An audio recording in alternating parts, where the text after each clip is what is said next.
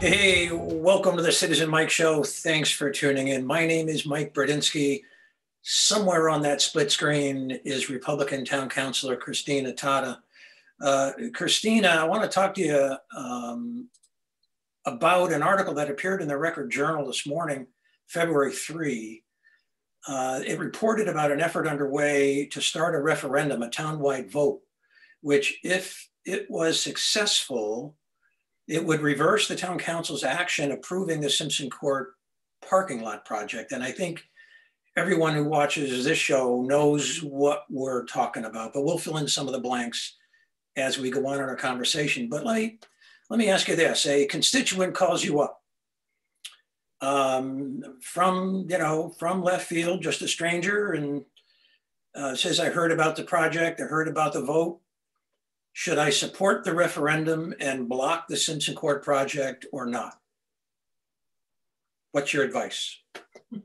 I don't think I would tell anyone how to vote, but what I would suggest if they really wanted to inform themselves is to maybe watch the meetings, which will be painful because there's probably 10 hours of discussion on this topic. But I think what I would tell them in a nutshell was that if they look to the last referendum, the main issue, I think, is that it's taxpayer money paying for a private businesses parking lots. So to repave, drainage, redo an entire parking lot, and also for the town to maintain that, snow plow it, do a lot of work in it for 25 years.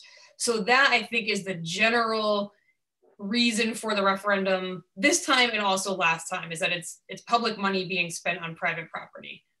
Well, if I'm that caller on the phone, it sounds like you're discouraging me from, it sounds like you're encouraging me to support the referendum. I mean, isn't that a fair assessment of, you did vote against it, right? It was a vote. I was gonna say, it's no secret where I stood, because I did vote against the spending the money and the leases. So yeah. I did vote no, but as a counselor, I feel like that is, my job is kind of done. And so the referendum, I don't have I lost that battle, and I have to respect the views of the rest of the council who supported it. And so that's the decision. Now, if a referendum happens, and that's their right under the charter, but people have to decide for themselves what to, how they want to vote. It starts with a petition to, and they need a bunch of signatures. I'm rounding the number to about 2,500, I think. Let's go back to the two council meetings. They were long, 4.5 hours on this Simpson Court issue. We're not going to make this a dominant segment of the show, but I did want some reflections, a look back as to maybe your dominant memories or thoughts on the process. Sure. The first meeting, there was a motion made to do the Wooding Kaplan lot, or the Wallace lot, some are calling it, and the Simpson lot combined into one motion. I made a motion to separate it because I wanted the costs of the separate, I felt like these were separate projects. So I made a motion to separate it, and that motion passed so that we could get the costs of the Simpson lot and the Wooding Kaplan lot and vote separately, because we do own the Wooding Kaplan lot. The meeting ended up getting postponed. I'm sorry, that item got postponed to the next meeting. At the next meeting, it did end up getting broken up again, and the turnout was 6-3 to do the Simpson lot, and then I think it was an 8-1 vote to not do, or to do the Wallace lot, and I was the one no vote. Yeah. Let's first talk about Wallace and your view on Wallace. You were the sole vote against it. So what's the Christina Tata plan A for the Wallace Ave parking lot? You voted no on a repaving project. Yes. Why? What did you want? Did you want nothing to happen or something else to happen? Or anything in between, Going into that meeting, I thought I was going to vote for the Wallace lot. I had intentions of voting yes. And then the more we spoke, I kind of started getting the feeling that we really weren't, I think that that lot was added into the project to kind of push the Simpson lot to get done. I had asked, are we doing period lighting? Are we doing upgraded lighting? Somebody asked about electric vehicle charging stations. Somebody asked about trees or greenery, and none of that was in there. It was basically just pave it and do curbing. And so as the meeting went on, I started thinking, if we're going to do this, let's do it right. So Wooding Kaplan has been an issue for years and years. And I think the town needs to decide, are we going to sell it or are we going to keep it and make that a really nice uptown parking lot? But we're kind of in this in-between again. And I just didn't like where that was going. So if the proposal for the Wallace lots was a little different, it was a better looking lot with, as you say, some features like lights and maybe some greenery, something that would look much more attractive than what it's going to look like. But it would cost, I'm going to make up a number to illustrate the point, but it would cost another $75,000, $100,000. You would vote yes on the enhanced, I'll call it the enhanced Wallace parking plan. Would that be right? Yeah, I believe I would, especially because we would be, if we weren't doing Simpson, we would have that money and then some to do Wallace. So yeah. One more thing on the, if I can, on the referendum issue, yeah, that we didn't talk about. I think they face a big challenge this time because of the COVID situation. So to get signatures and, you know, to possibly knock on doors is really not, you know, an acceptable thing to be doing right now. And then even if they do get the signatures, to have people to go out, you need a certain turnout. I believe it's 20% of the eligible voters. I could be wrong on that, but I think they're going to have issues with that. And I don't know if there are any executive orders addressing that, if absentee ballots will be able to be used, but I think they have an uphill battle. Yeah, my quick view on this, I've asked you for your opinion. I'm going to give you mine just for chuckles, you know. I'm not seeing this, I'm talking to Simpson Court only here. I don't see this as a big a deal from either side. In other words, I don't share the unbridled exuberance of, let's say, the Economic Development Commission or Steve Knight or the mayor. This Wallingford Center Inc. Well, we got to have it, or, you know, disaster strikes the uptown. I don't think so. And I also think that the deal that the town struck was not very equitable. I think the owners got the better end of the deal. Nevertheless, I think I would be voting for the Simpson Court project on this basis. Not the best basis in the world. And I wouldn't say this, you know, if I was sitting behind the town council desk like you were. But I think, you know, 2 years from now or 3 years from now, when that parking lot is installed, sooner or later, most folks will visit that parking lot and they'll say, what a nice parking lot. And they won't remember the principled objections, you know, that you and Jason Zandri had. They won't remember the inequities involved in the deal. They'll just feel, gee, I'm kind of glad this is a new parking lot rather than an old beat up parking lot, which it really is now. And, you know, on that basis, you know, I'm going to vote for it, but I'm not passionate either way. And if I was there instead of you, it would have been what, 7-2 instead of 6-3, I guess. So my vote wouldn't have meant anything. But anyway, should we move on? Sure. Yeah, let's move on.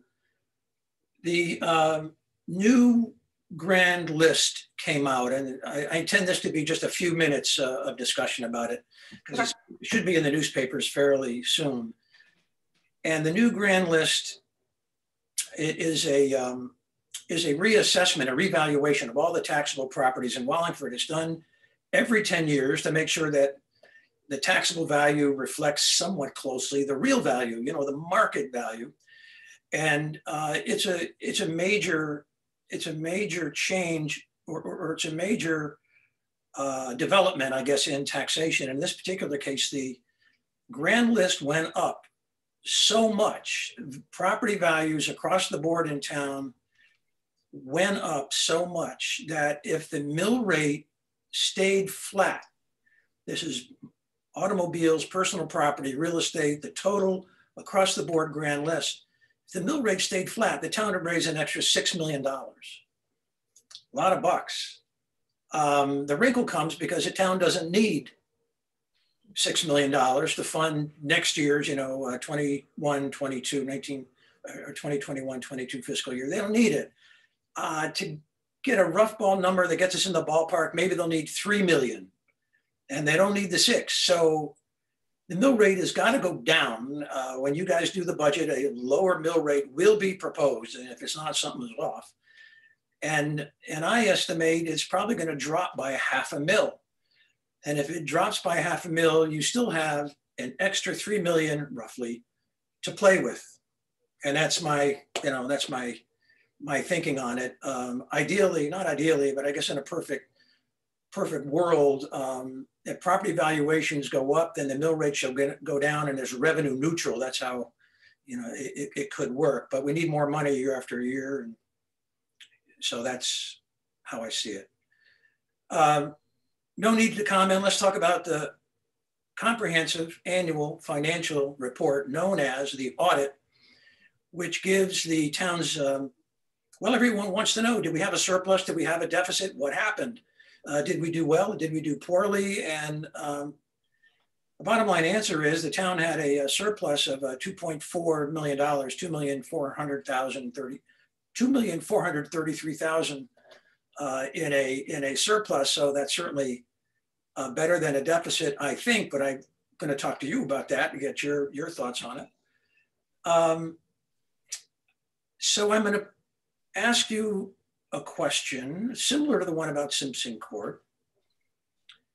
Picture yourself going door to door, campaigning for re-election in the fall of this year. And someone asked you about, hey, what's going on with the audit? What's your assessment? Was it good or bad? Explain it to me, but I'm kind of busy. The eggs are on the stove.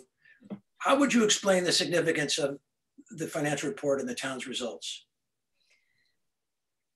I would say that first of all, it's 189 pages, so it's hard to sum this up in a few seconds, but I think it showed that the town is in good financial shape. There were no big red flags. The auditors didn't find anything that was cause for concern. The general government side, so we typically break it up into general government and Board of Ed. Board of Ed, I believe, is about 60% of our budget. And then the rest that we call general government is about 40%. General government had approximately $200,000 deficit, which is in a budget that size is effectively zero. I mean, that's extremely close. Board of Ed had a $2.6 million surplus. So, definitely something to look at with Board of Ed. But again, I think that the audit as a whole showed that we're in pretty good financial shape, and there's a lot more detail that you and I will go into now, but that's it in a nutshell. So I want to put up a slide, if I can do it, to sort of put this in context. And hopefully you see on your screen a chart which gives the history of surpluses and deficits over the years. The numbers in black were surpluses, and for 2020, at the bottom of the slide on the right column, you see that 2,433,000. But the 3 years before that, we ran deficits of various amounts, and the town seems to be streaky. There was a string of years from 2011 and 2016 where we ran, surpluses. Christina, while that slide is up and folks have a chance to adjust to that data, there's a lot of it. Does a surplus of 2,433,000 suggest that the town is overtaxed?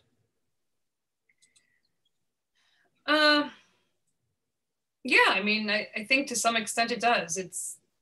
I would have to do the math and figure out the percentage over, but that's out of the chart you just showed, that was one of the bigger surpluses in the past 10 or so years. Yeah, so as I understand what happened in town, the Board of Ed returned this surplus of 2.6 million, largely because of the COVID pandemic stopped or caused a pause in the school bus schedule. And the town didn't want to pay for school bus routes that it wasn't using because the schools were closed, and the Board of Ed superintendent got an adjustment on the contract price. That adjustment brought expenses below what was expected. And largely because of that, there may be other reasons, contributing reasons also.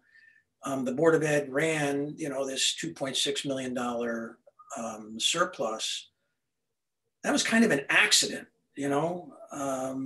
Yeah, and I don't think I want to, like when I said, does it show we're overtaxed? I don't want to insinuate that they did anything wrong. I'm glad that they did pursue that and say, we're not paying for this if we're not using the service. And I would rather them do that and then have this huge surplus than to just say, oh, we're going to get in trouble if we run this big surplus, so let's just leave things alone. So I'm glad it went this way, but now we need to figure out what do we do with that. So what I've got up on the screen now, I hope, is a pie chart that I jerry-rigged together that illustrates the components, the dollars that make up the general fund balance, the year ending June 30. And you can see that the general fund balance has in it now 28,574,000. And don't think, everyone, that you can rub your hands together and say, oh, let's go on a spending spree. We can, spend about 28 million of that and or have tax breaks all over the place. To some degree, that fund balance is spoken for. To some degree, it's spoken for. But we're gonna start at the very top of the slide and work our way around. The smallest component at 182,000 non-spendable, that's prepaid stuff. As a matter of accounting, you got to put it in the general fund, but it's like maybe prepaid gasoline or something. Let's move on. So the next pie on the right, there's a number of 3,721,000. It's committed to appropriations in force, which is a term used when the council appropriates money for goods or services, and they don't spend it all in the same fiscal year. Instead, they save it up for the next year or following years for any number of reasons. An example might be if you want to buy an expensive truck, maybe you save 100,000 a year over 3 years. So that 100,000 would go to this appropriations in force. But in this case, the largest part of the appropriations in force is the Board of Ed's 2% fund, which has in it $3,387,000. Christina, I'm going to go to you and ask you, hey, what's a 2% fund? How do they get $3,387,000 in that general fund? What's going on? The Board of Ed is allowed by state statute to keep up to 2% of their total budget if a surplus were to occur, that they can then carry over they usually use it for capital expenditures or anything they want to spend it on, but the council has to approve that. So every year, if there's a surplus, which typically for Board of Ed there is, they come to the council and ask to keep their 2% of their surplus, up to 2%. And it accumulates. And it accumulates, obviously, year after year. It has been, yes. Yeah, and now there's quite a lot of money in there. I think in a previous show, I don't know if you were on it, but I bet your brother Chartel was. I called it a money sponge, the new money sponge, that 2% fund that the Board of Ed has. I'm moving down around our pie. There's $7,400,000, which is part of our yearly budget. And that goes to cover budgetary expenses if needed. Now just imagine that the money is needed. And imagine if all $7,400,000 is taken out of that pie chart. General fund balance drops by $7.4 million, and we run an operating deficit of $7.4 million. So this money is in the general fund, but everyone hopes we don't have to use it. And we probably won't, only to the extent that there is an operating deficit. So So the next little piece of the pie are townwide encumbrances, and that's when the town enters into a contract for goods or services, it has to make sure that the money owed to the vendor, is on hand and available, and so that money is encumbered, and until it's spent, it stays in the general fund. And then the biggest piece of the pie, 16,274,000, is available for any purpose, any reason. In the past, the town has said it supports our credit rating. It certainly does. And if you tinker with that unassigned fund balance of 16 million plus, if you tinker with that too much, it could affect the credit rating. I can't say, it's automatic. It's certainly not automatic, but there is a lot of money in there, I guess, just in case. So that's how that works. I got a new slide up here. As you can see, it's amounts assigned from the fund balance to cover budgeted expenses. And you can see the order of magnitude. And the reason why I put the slide up is to help illustrate how the budget system works in Wallingford. For example, in the year 2020, the mayor put in his budget and the council approved it, $6 million from the general fund. And we saw that big piece of the pie on the previous slide. And I said that, gee, we hope that isn't used, because if that money is used, then we have an operating deficit automatically of $6 million. So when we go through the budget year, $6 million in 2020, in the fiscal year ending 2020, $6 million, I'm going to use the charged word, is flooded into the budgets that shouldn't be used. Nevertheless, $6 million goes into police, fire, public works, Board of Education, all the town departments. $6 million goes in, but with fingers crossed that they don't spend it. And so when we hear that a department comes in under budget, well, they have to come in under budget, or else we dip into the general fund and run an operating deficit. And so this year we got a 7.4 million. In prior years, we had to make up through budget savings or increased revenues, big sums of money. So, here we have the smoking gun. Do some departments get more money than they need? Well, this is a 6-year look back comparing looking at the overfunding of certain departments. You can see, the police, overfunded on average over 6 years, $627,000. But remember, we have to make up $6 million in 2020 and 7.4 in 2021. We have to make it up through savings just like this. And I don't think the police ever expected to spend all of the money they budgeted. I think it's the budgetary system in Wallingford is to give certain departments more money than they need just to make up this amount from the general fund that's flooded into the departments. Christine, I'm not sure I'm explaining it well, but as soon as I take the slide down, I'm going to ask you to help me out. We can see Public Works traditionally gets $526,000 more per year than it needs. The pension plan, you can see that number, $404,000. So when departments come in under budget by amounts of this order of magnitude, you say they have to, or else we're going to run a deficit, a large deficit. Your thoughts? I think you did explain it clearly. This past year was my first budget, so I wasn't looking at that part of it the way you just explained it, but I do know what we did this year was to try to find savings. We had taken some of those, similar to what you just showed. We looked back over 5 years to see where departments had been over, and we cut a small percentage of that overage. I shouldn't say we cut, this is a pet peeve of mine. We decreased their increase. So nobody's budget was cut. Nobody got less than they got last year. But the increases that the mayor had given, the town council went and reduced some of those based on a percentage of their previous overages. And Public Works was one of them. Police was not. I think police, everyone is kind of afraid to touch. Yeah, let me interrupt you. Mm-hmm. Even though the police department traditionally runs way under budget and they don't need all the money that they're given, no politician wants to be seen defunding the police. No. I can hear it now. And I think that's part of the strategy of Jim Bowes and the mayor, because they know they have to make up this gap of $6 million or $7 million, you know, in that order of magnitude.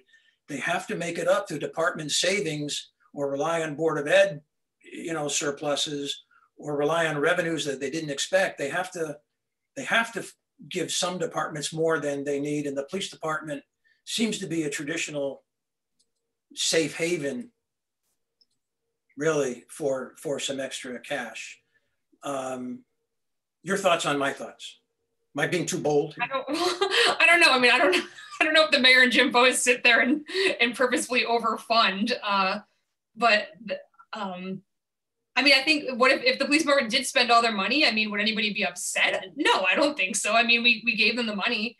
So I don't think anybody would be upset if these departments spent it all. But like you said, then you have that, you would have you'd be using money from the general fund. Yeah, I'm glad you said that, because it helps me with my point. If every department spent every dollar they had in 2020, there'd be a $6 million operating deficit. Right, we'd be dipping into that general fund. Into that pie, we'd be in a pie slice right out. Yep. You do that 3 years in a row and you're just about bankrupt. Right, and then the mill rate would need to be much higher if we didn't, if we were using all of that. Yeah. Mm-hmm. So let's go back and see what the Board of Ed has to do with all of this. This is a 6-year history that I ran to see if they were getting more money than they spent. I didn't use the word overfunded, kind of intentionally to be gentle with them, but you can see that they have run surpluses starting in 2015 at the top of the screen, 785,000. You know, maybe that's one of the larger ones, until we get to this year, which was an anomaly because of COVID and that school bus savings. But they have run some surpluses equaling some big numbers. And of course, because their budget is so big, their surpluses are a tiny, tiny percentage of their overall budget. And that's why I did that column on the right. It's just a ratio on my adding machine. I took the surplus in year 2015, took that surplus of 785, and I divided it by their total budget. And that is the proportion that ends up to be a surplus for the Board of Ed.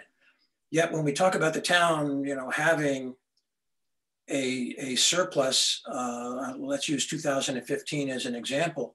If the town-wide had a surplus of 785,000, all of that would have been attributable to the Board of Ed. That's the example. Your thoughts on those thoughts? Sure. A couple things about Board of Ed. Number one, the Board of Ed cannot get any less per the state. I think it's a state statute than they receive in the current year. So even if half of the town moved out next year, we have to well, I think there might be exceptions, but we have to give them at least what they have in the current year. And so that's something that we do not need to do with any other town department. So that's just something that's a little bit different with Board of Ed. And also, Board of Ed is the only department in town where they give us their budget. It's very detailed. It says, here's what we think we're going to spend everything on. But once the Board of Ed gets the money from the council, once the budget's approved, they can choose to do basically whatever they want with it. Whereas no other department in town can do that. Every other department, if they want to move around money, every single agenda we have items where departments are coming and saying, hey, I need to take money from my office supplies account and move it to salaries because this happened. Or Board of Ed doesn't have to do that. So they do have a lot more flexibility. And again, they also are the only department that can keep a surplus up to 2% if they have it, which no other department can. So there are a lot of differences with the Board of Ed budget. But in relation to the surpluses, like you pointed out, they're large sums of money, but until this year, they're small percentages of their budget. It's just because their budget is so large. So you see, something around $1 million, but it's a very small percentage of their budget. This year is different. And this year, I think we need to look at going into the next budget to see how to address that. Yeah, so this year, or just about a week ago, there was a report in the Hartford Courant that the Board of Education, the Wallingford Board of Education, was going to get a grant that I think people thought were coming, but it really wasn't accounted for, to date. The federal government is going to give the Wallingford Board of Ed about $2.1 million in addition to the surplus that it largely kept a couple of months ago. Come budget time, maybe the Board of Ed ought to step cautiously because it's got, the money and appropriations in force. We talked about that. In addition, it has this grant, this $2.1 million. And so maybe things are changing. I just want to go back to that Board of Ed surplus from a few months ago. The town knew back, I don't know when this came up, November, December. I think it was in the fall, yeah. It was in the fall, yeah. The town knew that the Board of Ed was getting this $2.6 million surplus. And certainly the mayor knew a big surplus was coming when he prepared the budget because he grabbed the first $1 million and put it in the town's budget, the general government portion. The mayor took the first $1 million of the Board of Ed surplus, put it in the budget, leaving the poor Board of Ed with only $1.6 million to ask for, which it did and it got. And I also think the council, I think we took 100,000 also. You may have. If I recall correctly. Yeah, okay. Ready to change the subject. Okay. You had an ordinance committee meeting. Yes. February 2nd.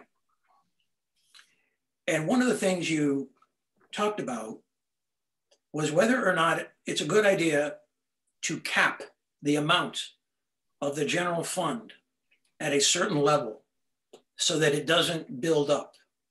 That was not well received by most of the people at the ordinance committee meeting. You did not receive it well, but it's an idea that's been around for a while. Your thoughts on that segment of the ordinance committee? Yeah, I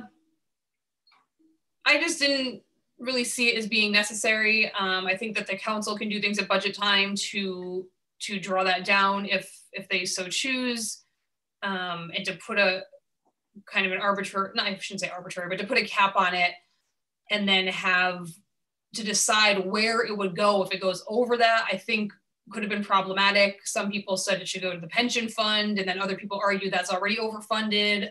So I think where the extra would go would become an issue. Anyway, Corporation Counsel Janice Small said that per our charter, we cannot have that cap. She said that would violate the charter, and some counselors questioned that. And so now where we are is Counselor Zandri, who had put this on the agenda, needs to decide, does he want to pursue another legal opinion to see if it does in fact violate the charter, or does he want to just kind of drop it and let it go away? Another issue that came up is whether or not the town should allow commercial advertising on town athletic fields. This idea has been kicking around a long time. There wasn't a lot of details, presented details that I would like to see. So I want to talk to you only in conceptual terms. What's your thinking on allowing town advertising, commercial advertising on athletic fields? And what would that look like in your mind? How would that appear visually? Yeah, I've been to other, I have a bunch of nieces and nephews, and we go to their sports games a lot. And I've been to other fields in other towns where they do have, the banners, like on the baseball fields, they're on, on the fence along the back. And I think it's a great idea to raise money because I mean, these leagues could certainly use the money, or Parks and Rec could use it. And a few things came up. The First Amendment issue, where if somebody says, well, what if somebody wants to advertise something that's inappropriate or that we don't want children seeing at a ball field? Attorney Small said that if the town runs that, there's something called, I think she said government speak or government speech, where they can set up regulations on what they're going to allow or not, and it's not a First Amendment issue. So they would have to do that. And they also brought up last night that they would try to make everything uniform, so the signs would all maybe match, so it wouldn't be just a smorgasbord of different colors and different signs. So those were the big things. And then I think where we left off, the council seemed generally supportive. I think everybody that was there was supportive, and they're now going to go to planning and zoning, or at least informally speak to planning and zoning to see what their thoughts are on it.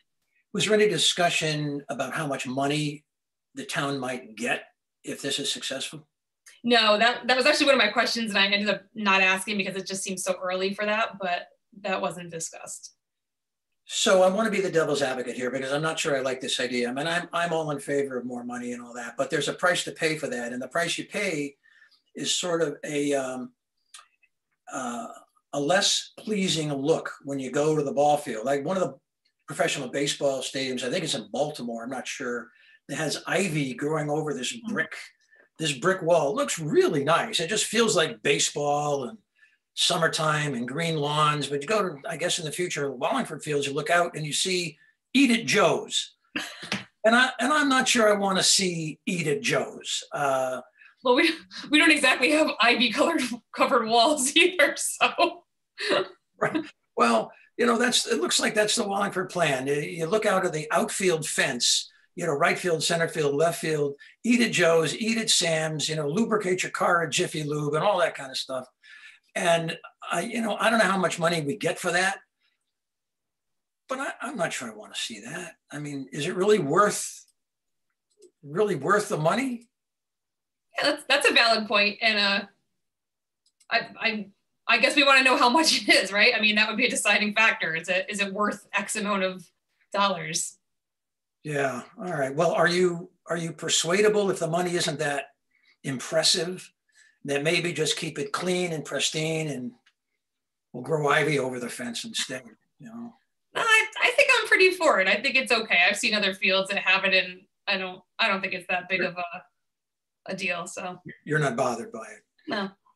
Let's make that the final word of this episode of the Citizen Mike Show. Thanks, Christina, for coming back. Thank you, viewers, for watching. We try to produce these things on Wednesday. It's up on YouTube, generally on Thursday. WPAA broadcasts the Citizen Mike Show Thursdays, Fridays, Monday, Tuesdays, and Wednesdays at 9 p.m. And I think Saturday mornings there's a bonus. Maybe it's at 10 a.m. Thanks, everyone, for watching. See you next time. Good night, Christina. Good night, everybody.